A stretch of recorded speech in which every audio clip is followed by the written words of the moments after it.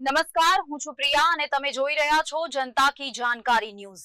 નજર કરીએ આજના સમાચાર। મુંબઈ બાંદ્રા કુર્લા કોમ્પ્લેક્સ જીઓ વર્લ્ડ ખાતે LIFBનો એક્સપો યોજાયો।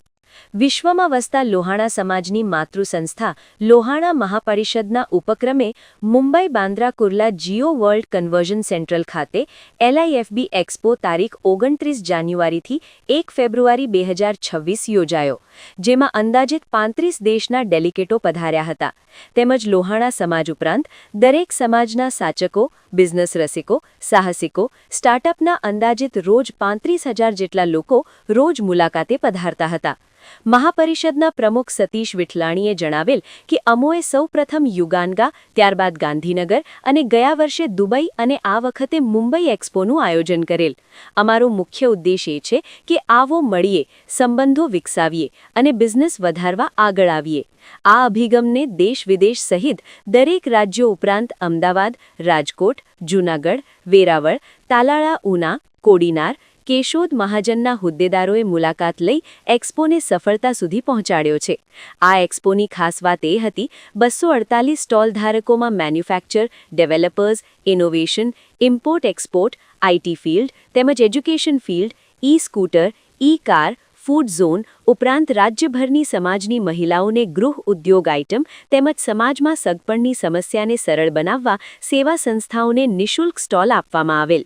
તદુપરાંત બેંગ્લોરની ડિમ્પલ કાર્યા દ્વારા લોહાણા સમાજના ઇતિહાસને ઉજાગર કરવા રિસર્જન્સ ઓફ લોહાણા કમ્યુનિટીનો સ્ટોલ પણ આકર્ષણનું કેન્દ્ર બનેલ। તમામ સ્ટોલ પર ઇન્ટરનેશનલ ડેલિગેટર ગ્રુપ સાથે મુલાકાત કરી એવોર્ડ અર્પણ કરવા ખુદ સતીશભાઈ વિઠલાણી રૂબરૂ પહોંચ્યા હતા।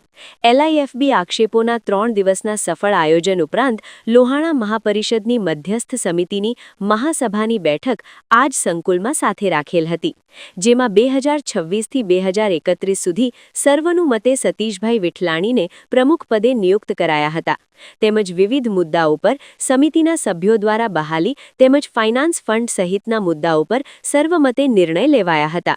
ઉપરાંત વિવિધ કેટેગરીના નોમિનેશન થયેલ તજજ્ઞોને બિરદાવા એવોર્ડ વિતરણ કરવામાં આવેલ, જેમાં હાલ જ ઓસ્ટ્રેલિયાથી ટેબલ ટેનિસમાં મહારથ પામી અને સમગ્ર દેશનું નામ રોશન કરનાર જૂનાગઢની જેન્સી કાનાબારને સાહસિક એવોર્ડ અર્પણ કરાયો, તેમજ ઝોન ઉપરાંત ઇન્ટરનેશનલ ઝોન સહિતના લોકોને બિરદાવ્યા હતા।